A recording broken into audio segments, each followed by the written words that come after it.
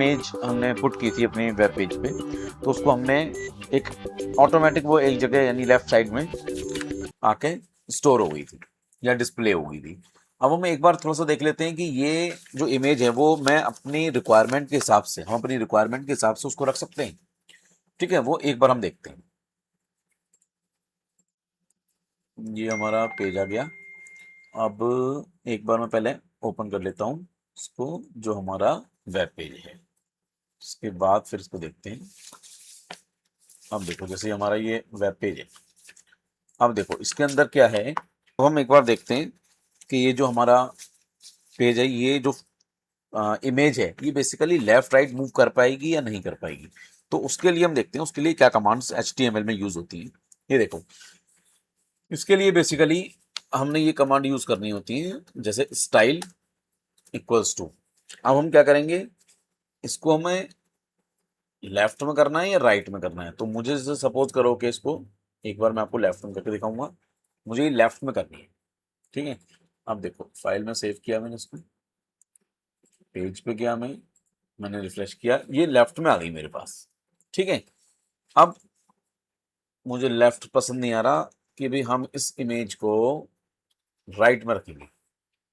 अब देखते हैं, तो ये जो हमारी इमेज होगी वो क्लिक किया मैंने, ये राइट में चली गई। देखो ब्यूटीफुल फ्लावर तो वहीं रह गया, लेकिन जो इमेज थी वो राइट में चली गई। इसका मतलब ये हुआ कि हम किसी भी इमेज को जो हम लगा रहे हैं उसको हम किस तरीके से लेफ्ट और राइट मूव कर सकते हैं।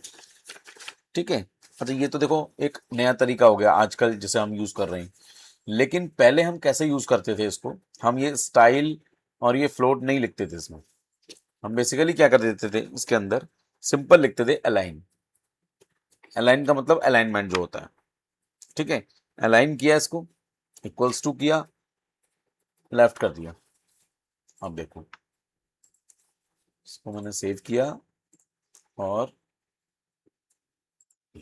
आ गई लेफ्ट में। अब मैं इसको यहाँ पे राइट कर दूंगा।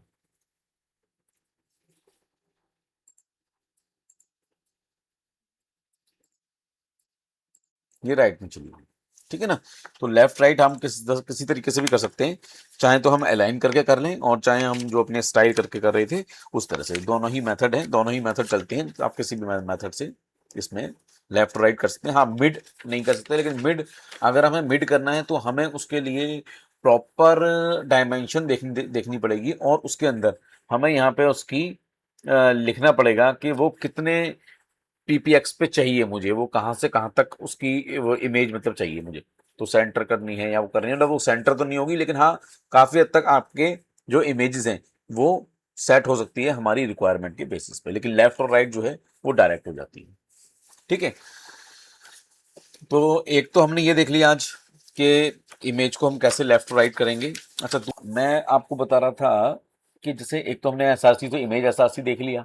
अब जैसे अगर सपोज करो कि आपने AHREF करके पेज तो लिंक कर दिए, लेकिन अगर मैं ये बोलूं कि भाई कोई नई वेबसाइट का पेज या कोई इंटरनेट पे जो वेबसाइट्स चलती हैं वो अगर हम इनकॉर्पोरेट करें अपनी वेब पेजेस में, कि उस पर सिंगल क्लिक करें और सीधे वो वेबसाइट का पेज ओपन हो जाए हमारी साइट से जो हमने बनाई है उससे, तो क्या वो पॉसिबल है?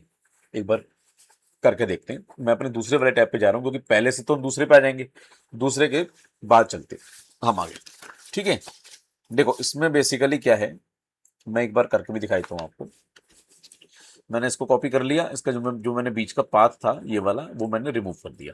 ठीक है, अभी तो कुछ चलेगा नहीं। अभी देखो सेव करते हैं, और सेव करके इसको मैं नेक्स्ट पेज पे जाता हूँ, और नेक्स्ट पेज से मैं गूगल पे जाता हूँ। ये कहीं नहीं जा पा रही। क्यों नहीं जा पा रहा? क्योंकि वो उसको आगे पाथ ही नहीं मिल रहा, जाएगा कैसे? अब हम क्या करते हैं, देखो मैंने क्लिक किया, अब मुझे पाथ लेना है। सपोज करो मुझे google.com का पाथ लेना है, तो मैंने google.com पे गया, मेरे पास ये आ गया पाथ। मैंने इसे कंट्रोल C किया, इधर गया, एस SIS2 पे गया मैं, और मैंने यहाँ पे अपना जो एरिया छोड़ा हुआ था इसको मैंने इसे पेस्ट कर दिया। ठीक है, अब देखो, अब मैं इसको सेव करूंगा, और सेव करने के बाद अब मैं इसको रिफ्रेश करूंगा, देखो, पहले मैं गया, पहले मैं जाऊंगा होम पेज पे, पहले मैं गया होम पेज पे, ये मेरा फर्स्ट पेज है, फिर मैं गया नेक्स्ट पेज पे, ठीक है जी, और फिर उसके बाद में यहाँ पे गया, यहाँ पे जैसे ही मैंने क्लिक किया, यहाँ पे google.com ओपन हो गई। अब सपोज करिए कि मुझे अपनी वेबसाइट से google.com ओपन करनी है या yahoo.com ओपन करनी है या XYZ जो भी मैंने वेबसाइट ओपन करनी है अपने वेब पेजेस के थ्रू, तो मैं उसको आगे से ओपन कर सकता हूँ। किस तरीके से, वो मैंने आपको बता ही दिया कि हम ये वेबसाइट का लिंक लेंगे और इस लिंक पे यहाँ पाथ में देंगे इसको, और उसके बाद इसको यूज करनी, ठीक है। और आगे देखते हैं कुछ इंटरेस्टिंग सा। अब हम इसमें, जैसे हमने टेक्स्ट फॉर्मेटिंग वगैरह हमने देखी, अब हम इसमें देखते हैं कि टेक्स्ट कलर कैसे वर्क करते हैं। तो आज हम थोड़ा सा देखेंगे कि HTML में अगर कोई टेक्स्ट वगैरह होता है तो वो कैसे कलर उसमें फिल करेंगे हम, ठीक है। तो देखो आओ देखते हैं एक बार हम करके। हम जैसे हमने कोई हेडिंग ली है, इसको मैं H1 कर देता हूँ फॉर द टाइमिंग, ठीक है। इसी के अंदर हम एग्जांपल ले लेते हैं। तो जैसे अब हमने इसको टेक्स्ट कलर करना है, तो कैसे करेंगे हम कलर, ठीक है। नॉर्मली तो हमारे पास देखो कैसा आ रहा है, ये इसको मैं एक बार सेव करके आपको दिखा देता हूँ, इसका साइज भी चेंज हो गया होगा। ये एक सेकंड, ये हमें यहाँ से मिलेगा, एक हम ये देखो, इसको मैंने रिफ्रेश किया, इस तरह का आ गया, नहीं काफ़ी साइज का बड़ा होके आ गया। अब हम इसको कलर करना चाह रहे थे, उस समय हमारे पास वाइट बैकग्राउंड पे ब्लैक कलर से ही शो हो रहा है, लेकिन हमें ये पसंद नहीं है, हम इसमें कुछ चेंज करना चाहते हैं। तो देखो कैसे करते हैं। ये हमारा H1 का टैग है, इसको मैंने एक तरफ से ओपन छोड़ दिया, ठीक है। ध्यान रखना मेरी चीज़ों पे, जैसे जैसे मैं कर रहा हूँ इसको। उसके बाद हम लिखेंगे स्टाइल इक्वल्स टू देंगे, उसके बाद हम दे देंगे इसको कलर, ठीक है।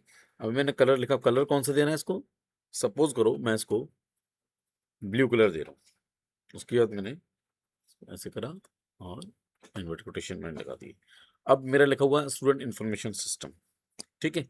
आप देखते हैं, फाइल में गए, सेव किया, आप देखो अभी तक ब्लैक आ रहा है ना, रिफ्रेश किया, अब देखो क्या हुआ, ये click here for next page आ गया। स्टूडेंट इंफॉर्मेशन सिस्टम पे हमने किया था और स्टूडेंट इंफॉर्मेशन सिस्टम हमें नहीं दिख रहा है, ऐसा है ना। H1 की जो हमारी हेडिंग थी, इसको हमें क्लोज भी कर दिया है, ओके, इसलिए ऐसा हुआ।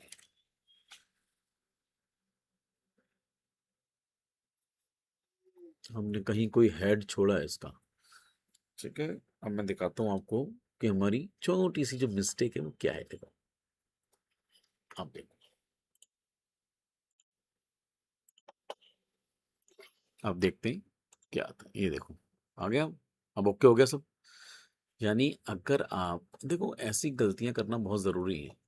जब तक आप इस तरीके की मिस्टेक्स नहीं देखोगे, आपका जो दिमाग है ना वो वर्क ही नहीं करेगा कि मेरी जो कमांड है, जो जो मैंने कोड लिखा है वो गलत कैसे हो गया। तो कई बार गलतियां भी हमें बहुत कुछ सिखाती हैं, ठीक है ना। तो इसलिए देखा आपने कि हमने यहाँ पे एक इसको क्लोज नहीं किया, इसलिए वो उसका इफेक्ट जो आया वो कुछ और ही आ गया। वो स्टूडेंट इन्फॉर्मेशन सिस्टम पे उसने कुछ नहीं किया, उसके नीचे जो लिंक दे रखा था, जो हमने फ्लावर वगैरह लिखा हुआ था, वो सब उसने कलर चेंज कर दिया, ठीक है। तो अब क्या हुआ, अब आपका कलर ब्लू हो गया। अब अगर मैं इसको मान लो कर देता हूँ ग्रीन, आप देखो सेव किया इसको, उसके बाद रिफ्रेश, ग्रीन, ठीक है ना। तो देखो इसके अंदर जैसे मैंने फॉन्ट, हेडिंग वाला फॉन्ट मैंने चेंज किया, उसी तरह से हम जो भी हमने ऊपर ये मैटर लिखा हुआ है सारा, हम इसको भी कर सकते हैं, ठीक है। इसके लिए भी हमें सेम ही करना पड़ेगा। मैं एक बार दिखा देता हूँ आपको करके कि किस तरह से ये वर्क करेगा। देखो मैं इसको कॉपी कर लेता हूँ पहले, तो यहाँ से यहाँ तक कि मैंने कॉपी कर लिया, उसके बाद यहाँ पर, ठीक है, उसके बाद हमने इसको हटा देते हैं इंसर्ट को, ठीक है, और यहाँ पर मैंने इसको पेस्ट कर दिया, और यहाँ बंद भी कर दिए। अब देखो, अब देखते हैं इसका रिजल्ट क्या आता है। ये देखो हो गया ग्रीन। तो जो भी बेसिकली हमें चाहिए, ग्रीन चाहिए, रेड चाहिए, ब्लू चाहिए, जिस तरह से भी चाहिए उसको हम कर सकते हैं। ठीक है, इसको हम सेव करेंगे। सेव करके अब देखो अब क्या रिजल्ट आया। आप देखो रिजल्ट आ गया ना, रेड हो गया ना ये। बस ठीक है, इस तरह से हम इसके अंदर कलर्स वगैरह जो फॉन्ट के कलर हैं वो हम चेंज कर सकते हैं।